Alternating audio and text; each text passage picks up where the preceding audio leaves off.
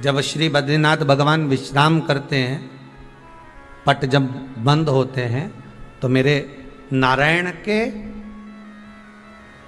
हृदय से बाहर जो लक्ष्मी जी का मंदिर है, वहां से लक्ष्मी जी को लाकर हृदय से लगाया जाता है और भगवान को एक कम्मल पूरा घी में उसको लपेट कर, पूरे घृत में उसको लगाकर, गौ माता के घृत में उसको लगाकर नारायण को भगवान शिव का स्मरण कर कर लपेटा जाता है। भगवान नारायण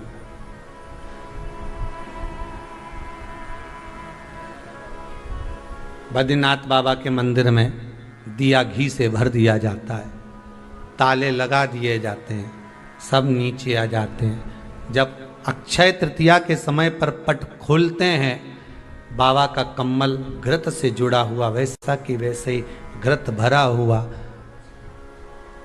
घृत में स्थिरता है, घर में घृत के अंदर लक्ष्मी का भाव आ जाता है। हमारे यहाँ हिंदू धर्म में बहुत सुंदर बात कही जाती थी पहले, आजकल जमाने में कहते कि नहीं कहते मालूम नहीं, पर मारवाड़ के अंदर एक रीति थी। घर के अंदर रसोई घर में एक इतनी बड़ी कुल्हड़ होती थी जिसमें घी भरा होता था, छोटी सी चम्मच होती थी, उसमें पूरे घर का घी खाली हो जाए और उस कुल्हड़ का घी खाली नहीं होना चाहिए। नानी भाई का मायरा सुना है आप लोगों ने? अगर नानी भाई का मायरा सुना होगा तो नानी भाई के मायरे में नरसिंह मेहता जी की जो दादी के प्राण छूटे थे, वो केवल इसी बात पे छूटे थे। अगर नानी भाई का मायरा सुना होगा तो आपको मालूम होगा, नानी भाई के मायरे में जब नरसिंह मेहता भोजन करने के लिए बैठे तो नरसिंह मेहता की भाभी दुरत गौरी ने कह दिया दादी के सामने, जब दादी बोली क्यों इसकी रोटी में घी नहीं लगा, तो कहा कुल्हड़ का घी समाप्त हो गया है, रसोई घर में जो बाटकी रखी थी उसका घी समाप्त हो गया। जय कुंवर भाई को चिंता लग गई, आंखों से अश्रु बहने लगे और जय कुंवर भाई नरसिंह मेहता की दादी प्राणों को छोड़ दी कि मेरे रसोई घर का घी समाप्त हो गया, मतलब ये घर अब बर्बाद होने में देरी नहीं लगेगी। नानी भाई का मायरा कहता है दादी के प्राण छूट गए थे, नैनों से नीर बह रहा था, केवल जरा सा संवाद। शास्त्र कहता है घर के रसोई घर में जिस बाटकी से आप रोटी पर घी लगाते उसकी बाटकी में भले आधा चम्मच घी पड़ा पर पड़े रहना चाहिए। क्यों? वो लक्ष्मी को घटने नहीं देता। जिस दिन बाटकी मंज जाए, साफ हो जाए, उस दिन उसी दिन उसको धोकर पोंछ कर वापस भर देना चाहिए। अगर बाटकी गंदी हो गई तो आप धो पोछो, मना नहीं है, पर उसको धोने पोंछने से पहले एक कटोरी में घी भर दो, चम्मच रख दो। पर रसोई घर में बाटकी में घी होना चाहिए और उसमें आप डालते रहो और लगाते रहो, रोटी में चलेगा, पर बाटकी का घी समाप्त नहीं होना चाहिए, कुल्हड़ का घी समाप्त नहीं होना चाहिए। वो बरकत है, वो भंडार है, वो संपदा है हमारी।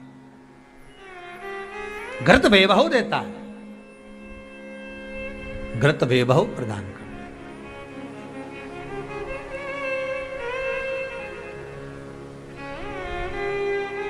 घृत वैभवता देता है। कितना सुंदर कहा है। शंकर भगवान के शिवलिंग पर घृत चढ़ाने के बाद आपने दही चढ़ाया शिव जी को, ठीक है, आपने दूध चढ़ाया, जल चढ़ाया, दही चढ़ाया, शहद चढ़ाया, शक्कर चढ़ाई, मिष्ठान चढ़ाया, जो भी आप शिव जी को चढ़ा रहे हो उसमें से केवल एक पदार्थ, एक वस्तु, घी, शंकर के शिवलिंग पर चढ़ाने के बाद में उसी शिवलिंग का घृत, जहां शिवलिंग रखा हुआ है, शिवलिंग जहां रखा रहता है उस कटी पर उस घृत से हस्त फेर देना चाहिए अपनी मनोकामना कर कर। जो अभिषेक आपने किया है वो अभिषेक का फल भगवान भोलेनाथ कुछ ही दिन में प्रदान कर देते हैं। मात्र उंगली फेर देने पर, घृत पात्र की उंगली, घृत का जो आप अभिषेक कर रहे हो, जल चढ़ा रहे हो, दूध चढ़ा रहे हो, आप पंचामृत सामग्री समर्पित कर रहे हो, आप दुनिया की सारी वस्तु भगवान को दे रहे हो, तो घी चढ़ाते समय जब घी चढ़ जाए, शंकर के शिवलिंग पर घी चढ़ गया, उसकी एक उंगली लेकर शिव मंदिर में जहां शंकर जी पिंडी पर बैठे हैं उस जलाधारी पर जो शिवलिंग रखा हुआ है उसके चारों तरफ उस घृत को लगा देना चाहिए अपनी कामना कर कर। महाराज शिव उसको स्वीकार करता है। क्यों? शंकर और पार्वती के मिलन स्थल, माता पार्वती की गोद में भगवान शंकर का जो शिवलिंग स्वरूप विराजमान है, हस्त कमल के अंतर्गत जो भगवान विराजमान है, उसका फल चौगुना मिल जाए।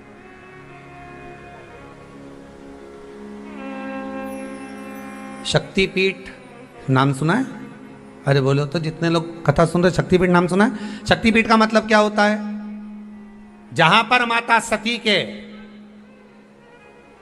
अंग के टुकड़े होकर गिर पड़े, वो शक्तिपीठ के रूप में निर्मित हो गए। तो जितनी भी शक्तिपीठ होती है, उन शक्तिपीठ में आप लड्डू चढ़ाएं, पेड़ा चढ़ाएं, वस्त्र चढ़ाएं, आभूषण चढ़ाएं, सोना चढ़ाएं, चांदी चढ़ाएं, मुद्रा चढ़ाएं, आपकी मर्जी पड़े करोड़ों रुपए चढ़ाएं, मना नहीं है।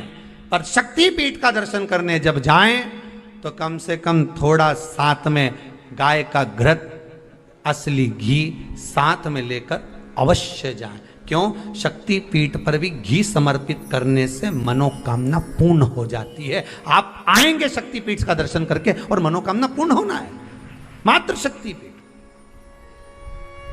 आप चढ़ाएं वस्तु, ढेर चढ़ाएं, आप सोना चांदी अंबारियों में धन दौलत सब चढ़ाएं, पर साथ में आप चुनरी चढ़ा रहे हैं, साड़ी चढ़ा रहे हैं, घृत भी दीजिए, घृत भी प्रदान करें।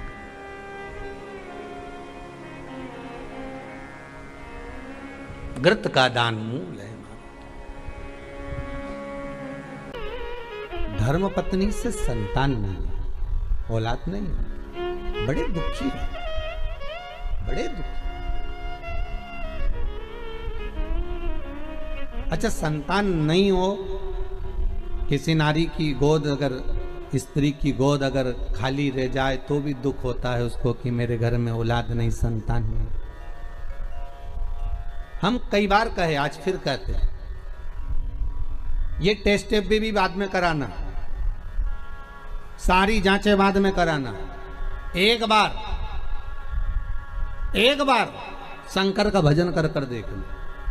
सब जगह से अगर हार जाओ और सारे रिपोर्ट आपकी आपने सब दूर दिखा ली, तो एक बार शंकर पर भरोसा कर कर तुमरुका जी का नाम लेकर सफेद आंकड़े की जड़ को शिवजी पे से रजस्वला धर्म के 7वें दिन 21 बार घुमा लो।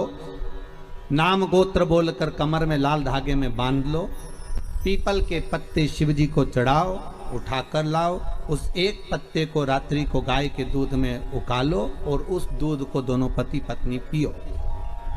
साथ रहिए, समय आएगा, बाबा चाहेगा तो 3 या 4 महीने में गर्भ ठहर ही जाएगा।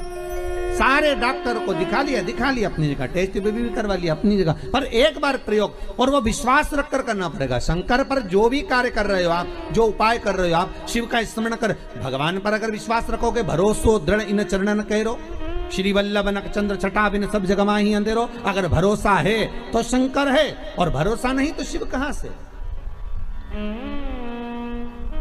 विश्वास लेकर अगर आए हो तो काम तो होगा। ये लोग काशी से आए हुए हैं, विश्वास लेकर ही तो आए होंगे कि हम जाएंगे शंकर की कथा में तो बाबा कृपा जरूर करेगा। कई लोग यहाँ पर बैठे हुए हैं जो विश्वास लेकर आए हुए हैं, दूर दूर से आए हुए हैं, केवल विश्वास लेकर कि भगवान कृपा करेगा किसी ना किसी रूप में, मुझे विश्वास है कि बाबा मेरी सुनेगा।